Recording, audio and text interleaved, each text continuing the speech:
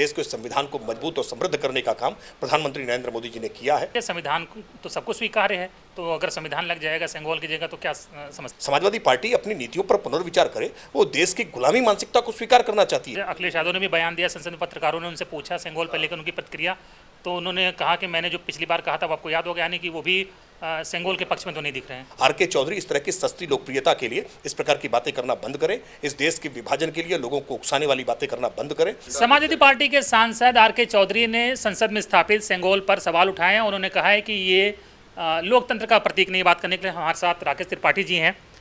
सेंगोल जो बड़े धूमधाम के साथ प्रधानमंत्री ने लगवाया था, उसको अपोज कर रहे हैं समाजवादी पार्टी के सांसद आर.के. चौधरी। कह रहे हैं कि वो लोकतंत्र विरोधी एक चीज़ है और उसको वहाँ नहीं होना चाहिए। कि सुर्खियों में आने के लिए सतही बातें करना ये समाजवादी पार्टी का पुराना ट्रैक रिकॉर्ड है। अधजल गगरी छलकत जाए, अगर पढ़ा होता तो शायद ये संकट ना होता। उन्होंने भारत के इतिहास को नहीं पढ़ा है, भारत के सांस्कृतिक विरासत के प्रतीकों को नहीं पढ़ा है, और पढ़ा होता तो शायद ये बात नहीं कहते। वो जिस संविधान की बात कर रहे हैं उस संविधान की मूल प्रति पर तमाम सारे सांस्कृतिक प्रतीक चिन्ह बने हुए हैं। उन सांस्कृतिक प्रतीक चिन्हों को भी मिटाने की बात करेंगे क्या? ये भारत की जो प्राचीनता है, जो ऐतिहासिक विरासत है, उसको नकार नहीं सकते हैं। सेंगोल भारत की प्राचीन ऐतिहासिक विरासत के साथ जुड़ा हुआ है, सांस्कृतिक विरासत के साथ जुड़ा है, और शासन पर एक अंकुश के लिए एक प्रतीक चिन्ह है। उस प्रतीक चिन्ह को उनको स्वीकार करना चाहिए, और एक अच्छी बात है। भारत को अपनी प्राचीन विरासत पर गर्व होना चाहिए। वो सारे राष्ट्र मिट जाते हैं जो अपने इतिहास को विस्मृत कर देते हैं। आर.के. चौधरी अपने इतिहास को भूलना चाहते हैं। लेकिन ये तो मतलब जो राजशाही थी, जब वहाँ पर पावर ट्रांसफ़र होती थी तब सेंगोल का उसको ट्रांसफ़र किया था, तो ये तो राजतंत्र का प्रतीक है। तो लोकतंत्र में इसका क्या काम है? नहीं, बिल्कुल लोकतंत्र में इसका काम है। हम हर लोकतंत्र हर अच्छी बात को ग्रहण करने का काम करता है। जो भी अच्छा कुछ होगा वो अच्छी बातें ग्रहण की जाएंगी। इन अच्छी बातों को नकारा नहीं जा सकता है। और भारत में जो कुछ भी प्राचीन रहा है, क्या उसको नकार देंगे?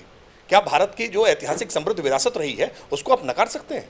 भारत में जिस प्रकार से गौतम बुद्ध का जो बौद्ध साम्राज्य रहा, क्या उसको नकार देंगे?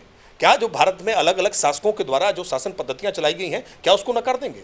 ये गुलामी की इतिहास जो मानसिकता रही है उसको तो बड़े शान के साथ स्वीकार करते हैं। जब मायावती जी ने उत्तर प्रदेश में किंग जॉर्ज मेडिकल कॉलेज का नाम बदल करके छत्रपति साहू जी महाराज किया, तो बड़े अभिमान के साथ उसको अखिलेश यादव जी ने वापस किंग जॉर्ज मेडिकल कॉलेज बनाने के लिए, उनको बड़ी प्रसन्नता हो रही थी। वो छत्रपति साहू जी महाराज के साथ नहीं थे, वो किंग जॉर्ज के साथ थे। जॉर्जियंस होने पर उन्हें गर्व था। ये बड़ा शर्मनाक है। समाजवादी पार्टी अपनी नीतियों पर पुनर्विचार करे। वो देश की गुलामी मानसिकता को स्वीकार करना चाहती है, लेकिन भारत की प्राचीनता को, भारत की ऐतिहासिकता को, भारत की सांस्कृतिक विरासत को स्वीकार नहीं करना चाहती है। वो कह रहे हैं कि उसकी जगह संविधान की प्रति हो, तो ठीक है, संविधान तो सबको स्वीकार्य है, तो अगर संविधान लग जाएगा सेंगोल की जगह तो क्या समस्या है? संविधान तो हर जगह रचा बसा है। संविधान से परे कहाँ है? उनको जब शपथ दिलाई गई है तो शपथ में उनको संविधान की प्रति दी गई है, जिसको लहरा करके वो सबके सामने दिखा रहे थे। बेहतर होता उस संविधान को पढ़ते भी और संविधान की मूल प्रति का भी एक बार जाकर के मूल्यांकन कराते, एक बार मूल प्रति का भी अवलोकन कर लेते, तो मूल प्रति पर उनको दिखाई पड़ जाएगा कि कैसे राजा राम के चित्र उस पर बने हुए हैं। मर्यादा पुरुषोत्तम भगवान श्री राम के पुष्पक विमान से आते हुए चित्र बने हुए हैं, उस पर भगवान कृष्ण के चित्र बने हुए हैं। जाकर के उसको देखते और उसको समझते कि संविधान सभा ने इन चित्रों के साथ संविधान को क्यों स्वीकार किया। क्या वो संविधान सभा को भी नकारने का प्रयास करना चाहते हैं? इस देश के आज़ादी के महानायकों के किए गए काम को वो नकारना चाहते हैं? आर.के. चौधरी इस तरह की सस्ती लोकप्रियता के लिए इस प्रकार की बातें करना बंद करें। इस देश के विभाजन के लिए लोगों को उकसाने वाली बातें करना बंद करें। इस देश के संविधान पर ना कोई खतरा था, ना कोई खतरा है और ना कोई खतरा होगा। हाँ, खतरा उन्होंने जरूर कोशिश की थी जब इस देश पर तानाशाही लागू करने की कोशिश की थी, जब इस देश के प्रियम्बल में परिवर्तन करने का काम किया था, जब इस देश की जो प्रियम्बल भारत के संविधान की आत्मा कही जाती है उसको जर्जर करने का काम किया था। वो जाकर ये सवाल कांग्रेस से पूछें। संसद में पहुंचते ही सेंगोल पे सवाल उठाना और संविधान की प्रतीक के साथ शपथ लेना, और हर शपथ के बाद उनके सारे सदस्यों ने जय भीम कहा, तो ये चेंज क्या आया? जो 37 सांसद जीते हैं उसने उनकी स्ट्रेटेजी बदल दी, इस तरह से बहुत अटैकिंग मोड में दिख रहे हैं, क्या वजह देख रहे हैं? नहीं, ये प्रोपेगेंडा पॉलिटिक्स है। यही प्रोपेगेंडा पॉलिटिक्स के आधार पर उनको कुछ सीटें इस बार ज़्यादा मिल गई हैं। उनको लगता है कि काट की हांडी बार बार चढ़ेगी, हम रोज़ रोज़ प्रोपेगेंडा फैलाएंगे, लेकिन ऐसा होने वाला नहीं है। उत्तर प्रदेश की जनता राजनीतिक तौर पर बहुत प्रबुद्ध है। वो आने वाले चुनाव में इस बात का एक बार फिर खामियाजा भुगतने के लिए समाजवादी पार्टी को मजबूर करेगी।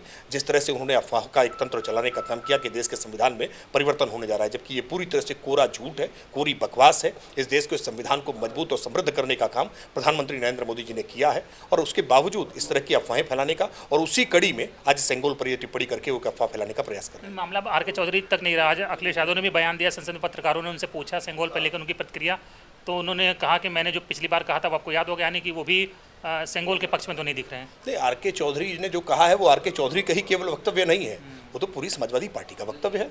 और समाजवादी पार्टी ने इस प्रकार से हमेशा अभियान लिए हैं, इस तरह की बातें हमेशा कही हैं।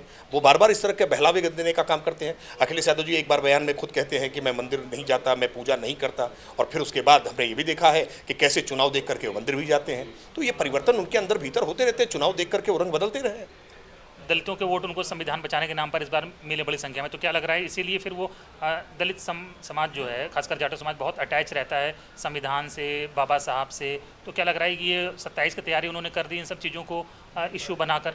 देखिए 2012 में उत्तर प्रदेश ने देखा है कि जैसे ही बहुजन समाज पार्टी की सरकार जाने के बाद समाजवादी पार्टी की सरकार बनी थी, तो कैसे दलित बस्तियों में आगजनी की घटनाएं हुई थी, कैसे दलित बस्तियों पर हमला हुआ था। उत्तर प्रदेश में दलित उत्पीड़न की सर्वाधिक घटनाएं समाजवादी पार्टी के शासनकाल में रही हैं। तो समाजवादी पार्टी इस अपराध से बच नहीं सकती है, इस आरोपों से बच नहीं सकती है। दलितों का सर्वाधिक शोषण करने का काम समाजवादी पार्टी ने किया है। समाजवादी पार्टी कभी भी दलितों की खैरख्वाह नहीं हो सकती है।